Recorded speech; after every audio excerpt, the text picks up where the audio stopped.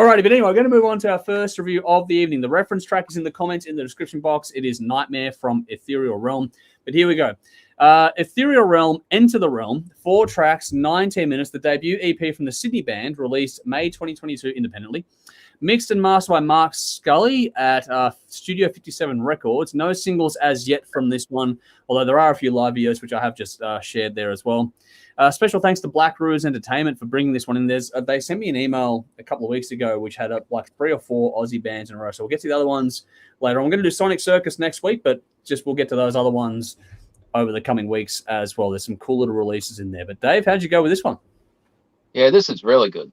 Really, really good. The more I listened to it, the more I enjoyed it.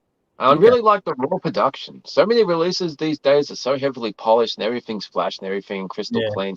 This keeps it raw, and by doing that, you let the songs really just jump out. Everything is on its own merit. There's no flash, fancy intros or like sampling shit to set a mood or anything. It just gets straight down to it. And actually reminds me a lot of the first Iron Maiden album. I got that. It really connects those two albums. I thought, fuck yeah. If this band can have that career, I'd be happy for them. They kick off with a song called Reign of the Crown. Vocals are really good, and it shifts between 2 styles, but it's not that cliche dirty style and then clean style. It's more going to sing and then I'm going to growl and be the menace. But it's not incoherent growling either. So it's just cool. And reading from the band's bio, I think it's the same guy doing both, which the shit's a single. Very cool both. Very well done. And of course, guitar solos throughout. Fantastic. Very cool. More of this, please. But cool. Watch us bleed. There's a cool composition thing in there that I noticed. They keep the vocals going over the guitar solo. Yeah. It's not something you hear very often. I thought that's very cool. And it just gives the whole. This isn't the section where the guitarist just shows off. It's still part of the song. Yeah. And we can still keep the story going while the story continues with the solo. Very, very great idea. Time Machine. If you like your straight up heavy metal, you'll love it. I can picture the guy from Metal Lords being this is the song. You're fixated tonight. I know, he just keeps popping in my head. It's been a strange week. I might have to watch that movie again. But yeah, and that just guitar tone, the structure, the performances, great songwriting. The world of heavy metal. Yeah. Now it's interesting. The closing track, Nightmare. Everything about that song is fucking great. I absolutely love it. The vocals are instantly memorable. Got a nice quiet mid-section in the middle. It's an epic track, and it clocks in at just under 5.5 minutes. Yeah. The sudden ending of that is a little bit jarring. It's just like, okay, this track stopped. I like that. Work well, but yeah, it was a bit of, okay. But it put me in mind of those career retrospect DVDs that bands put out, like Iron Maiden's 12 Wasted Years, where you'd have like a montage of the band, like different singles that they released and videos and footage, and you have like a song played over it. This song would be perfect for a career retrospect from this band. So if they're around in 12 years, hopefully they can do it. And when you said that they've got like a video on YouTube of like a performance, I think it was a great choice for this song because it's just got that whole, this encapsulates the band and what we do. Yeah. Very, very cool song. If you don't listen to anything else in this album, check out this song at least. Yeah. But I think it's 5.5 out of 10. No, 8.5 out of 10. I'm fucking reading backwards today. I swear I'm dyslexic. Fuck. No, say it again, just for the record. What'd you give it? 8.5. There we go. All right. 8.5. Fuck. Getting old, getting tired. I'm getting cold. So 8.5 out of 10. That might go up too, but stand out to a Watch It Bleed and Nightmare. Nightmare's fantastic. It's fantastic. Cool. Get on it. I enjoyed the sudden stop at the end of Nightmare. I find it funny that you were sort of caught off by that one, but at the same time, you loved I forget the name of the Dream Theater song that has that sudden stop. Yeah. Like, you enjoy that one, but this one caught you off guard. I find that to be an interesting little...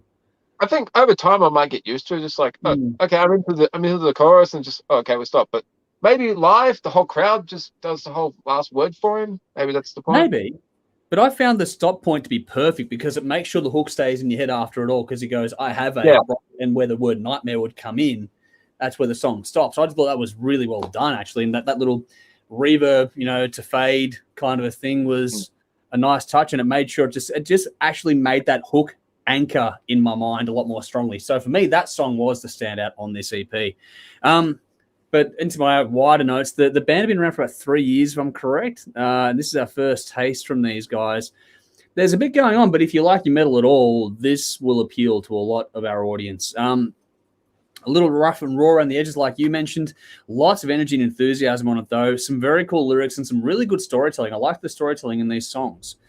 Like you, I noted that the different vocal styles going here. There's some of it leaning to the growly side, but there's some cool melodic, clean stuff to go with it too. It's a nice little two sides of the coin kind of an element there. Reign of the Crown has that old school Maiden approach. I made the exact same note there. So the first two Maiden albums, they are the reference point for this one for me. If you like the early Maiden stuff, then yeah, you are really going to get a kick out of this release. That song has a bit of gallop to it as well, which, you know, fits into the vibe and all that kind of stuff too. I just think that was really, really well done.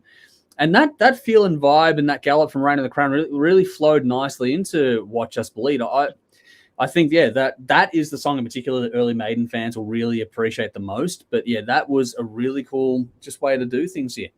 Some nice harmonies, the growling stuff in there too, like I said before. But the way they did that was different. Like you noted the vocals over the solo, but also noted how they sort of had the harmonic vocals over the growls or vice versa. And so it was a really interesting sort of layered touch to it there, which is really cool. Time Machine is a bit of a slower track on this one. There's a lot of attention to detail across the board on this one too, but that one in particular, Time Machine, has a nice edge to the tone. It's almost like a lo-fi approach, which suits this band really, really well. You don't want a lot of polish in this style of music. I think that rough vibe, like you were saying, it does work really well for these guys. There are a few little effects on the vocals here and there, just sort of bring a bit of impact to it, but overall it's pretty stripped back. I personally would have liked it to be a little bit warmer. I think it's a bit too cold in the sound, but that's just my taste. It's not to do with execution. It's just a taste thing. And it is just, you know, all the old school things you like about that sort of, it's got that, I keep going back to the Iron Maiden albums because it's got the same sort of feel, vibe, tones, all that kind of stuff to it there. So if you like the first two Maiden albums, this is definitely one you got to check out. You get the feeling from listening to this, there'd be a lot of fun to see it played live. Like these guys would be a lot of fun in a live setting, which is cool. It's what you want for this kind of music as well. They've got some real heat. The kick in this is cool. Nice lyrics. The composition, the energy got my attention across the board. And that was especially true on the track Nightmare. That one really got my attention, like I was saying before. That finishing note was just a really intelligent, to me, composition trick. And just closing the EP on that was just a really, really well done thing. I just got my attention, and I really was surprised at how it sort of caught you off guard. But for me, I found it perfect. So there's a really different, way of looking at it there. This is a really good start from these guys. I didn't rate it as highly as you do, but at the same time, I think there's a hell of a lot of potential. I think that these songs are good. I just think that Nightmare being the closing track, that's where I think that band nailed it. The rest could have just been a bit more refined, but that song is worth the price of entry alone. If you listen to one track, like you said, Nightmare is one you got to check out on this EP. But it's a very cool EP. It's like 20 minutes of your time. Go and check it all out completely. Make up your own mind on it. I really did enjoy it, though. I gave it a 7 out of 10. But yeah, Nightmare, definitely, that is the track you have to check out from this one as well. But very well done, very cool, and thanks to the label for sending that one through to us as well.